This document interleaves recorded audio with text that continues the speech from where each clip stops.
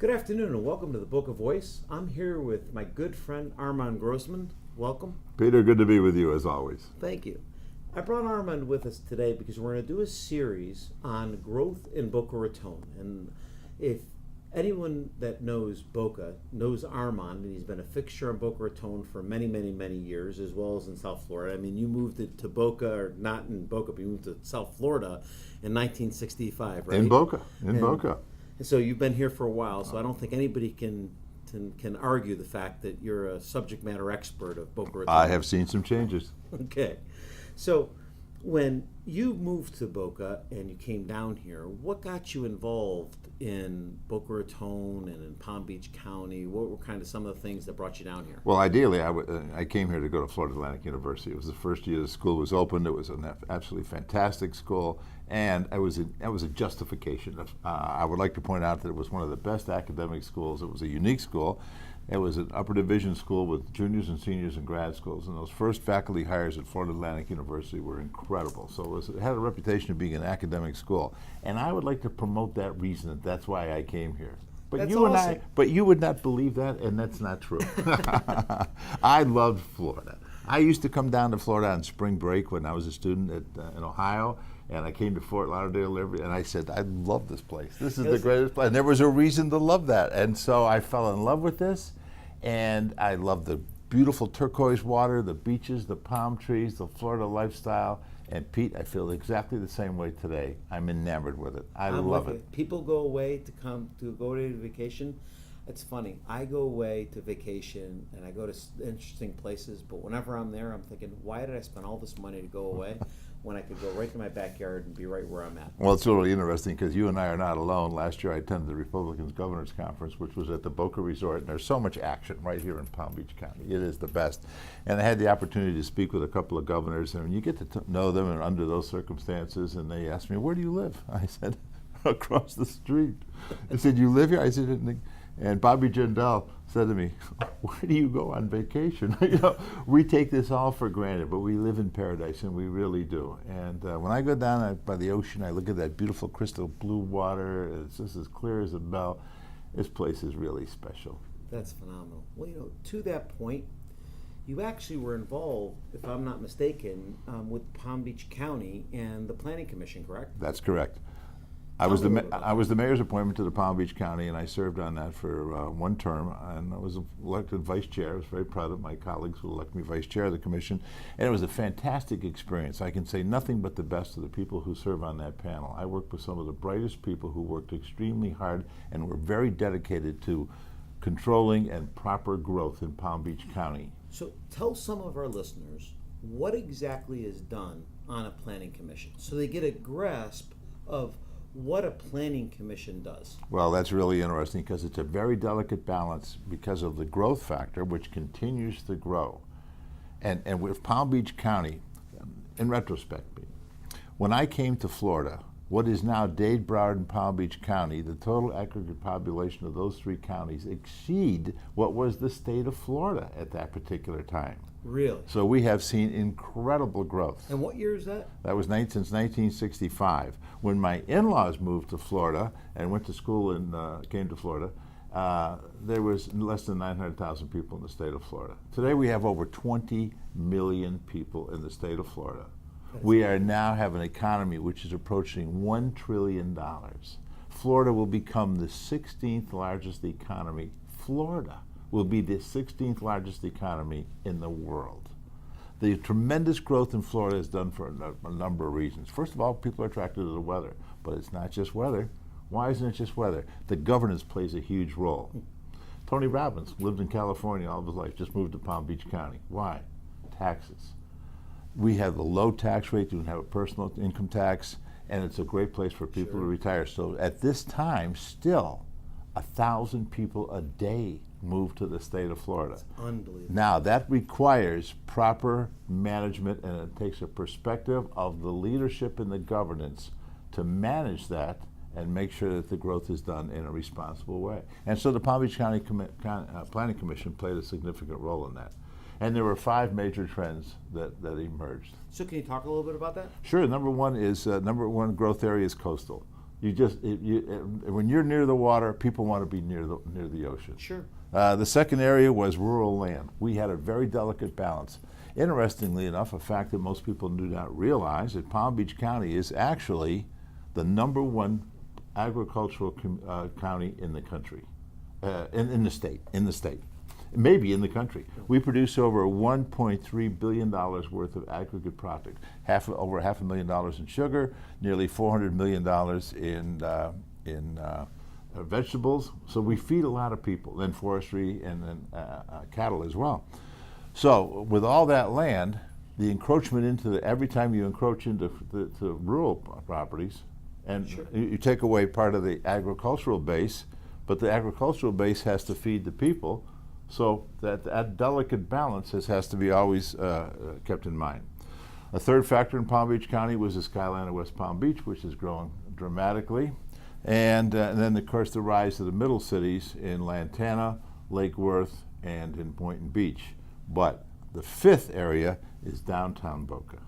And downtown Boca, which is only 344 acres, has become a major part of the Palm Beach County planning. Now, why do you think that is so important to Palm Beach County? Oh, it's essential to Palm Beach County because obviously you and I are a little biased. I love Boca Raton. I think You Boca think so? Raton. I've only been here for 30 years. I You think I'm a know. little bit biased to it? It's we have this beautiful environment to be in. We have the greatest libraries. We've got the greatest parks. We have over 1,600 acres of parks.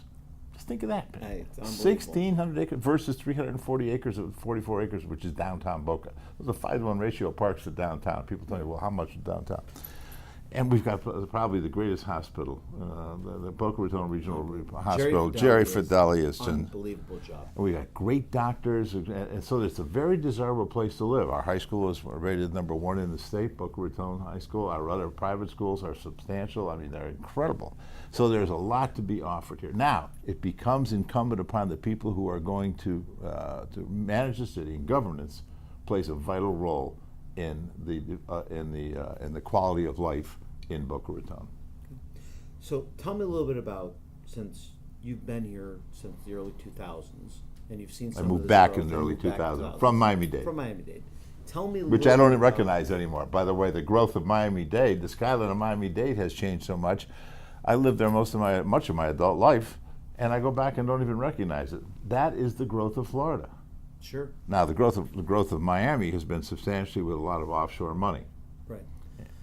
But when we're talking about Boca, one of the things that I find interesting when a lot of the people that talk about the growth and they're upset about the growth, they don't seem to ever bring up the photos of the buildings that were torn down that are replaced when these new buildings come up. And I will say, and I will say this to the viewers, there are projects that have gone up in Boca Raton that when I drive by, I have to question what were they thinking, okay? But they're not necessarily the fault of the city council or the current administration, because I don't think they thought that they were going to come out of the ground the way that they actually came out of the ground for, okay? Nor do I think that anyone should be judged by one project. I think they should be judged by the sum of the totality of all, not one. Okay, so, a perfect example is the one on Palmetto Park Road. Okay, I think you and I have had multiple conversations Right. About that project. I mean, somebody pointed out to me that if they took those units and stacked them one on top of each other, it'd be the second tallest building in the United States. It's amazing. quite, they call it the cruise ship. It's absolutely amazing to me, which is a perfect example. I do not like the look of that building at all. I just don't. I think it's just. But let's talk about other things downtown. We have a new apartment building at the corner of Federal and Camino Real, 101 Meisner, beautiful building, and leasing up very quickly. And people who move in there are largely from the Northeast and love being in Boca Raton, and they can walk to the restaurants in downtown Boca. They love urban living. And that is where the Mandarin's The Mandarin is going to be there, and the Mandarin Hotel. What a tremendous economic impact to have a hotel of that status in downtown Boca Raton. And we're also going to have residences there as well. And then they'll have the Boca residence as well, a Mandarin residence is the kind of, you know what amazes me? What absolutely amazes me is the price of properties today. Sure. The Bristol condominium in Palm Beach starts at $10 million and goes up to $22 million. Staggering. This is for a condo. This is for a condo. And they're selling out. So the amount of money that's coming into Palm Beach County, that's coming into Boca Raton, that's a good thing. Now, what does that equate to? That type of growth equates to prosperity. It means consumer spending. It means tax money that's coming in. It means more jobs. It means more businesses that come into the community. And as a result of that, that spiral, that economic foundation is fantastic. So, walk me through this a little bit. With your expertise with growth and the things that you went through at Palm Beach County, there had to have been naysayers. You're not going to convince me that when you were sitting on that planning commission that you didn't go through some similar situations that we're going through right now in Boca Raton. Or was it just all roses and beaches? There's always been naysayers. I like to refer to back in 1965. I was a political science major with John DeGrove, one of the great political scientists that taught at FAU, and we did an urban planning class. And as a result, a young lady and I, another very good student, I always picked a good student to be my partner, and we did a community assessment of the power structure in Boca Raton. And we did it by simply walking around and say, who's in charge here? And get a survey. And then when the same names continue to progress, who's in charge. Then we ask, what's the major issue here? What do you think? Growth. Growth. There were 8,000 people in Boca Raton, and they start talking about growth. So growth is always, any time that there is a new development, every time a crane pulls up and there's there's those who are hailing it, and there are those who are going to cringe. Oh my God, no more people, no more. Well, it's not going to stop. It's just not going to stop. And it, obviously, since 1965, excuse me, when the population of Boca was 8,000 people, and people were saying no more growth, there's always been that element. Somebody once pointed out to me that there was a cartoon in the office of an attorney here, and it said, coming soon, and they were about to paint the name, and then there was the people next to us, we are opposed to, and they're waiting for the people to paint That's exactly what it is. So there's always going to be the people who oppose growth. Well, on that note, tomorrow we're going to continue this series. Oh, good. And I'm looking forward to coming back tomorrow as we start to continue this series. But I really thank you for coming in, Armand. And as we go through this, what are the folks going to be looking forward to tomorrow? What can we kind of tease them with tomorrow that we're going to go over that is going to be a hot topic? Well, I'd like to talk about, of course, we have an election coming up here in Boca Raton, and I think that governance plays a huge role. Sure.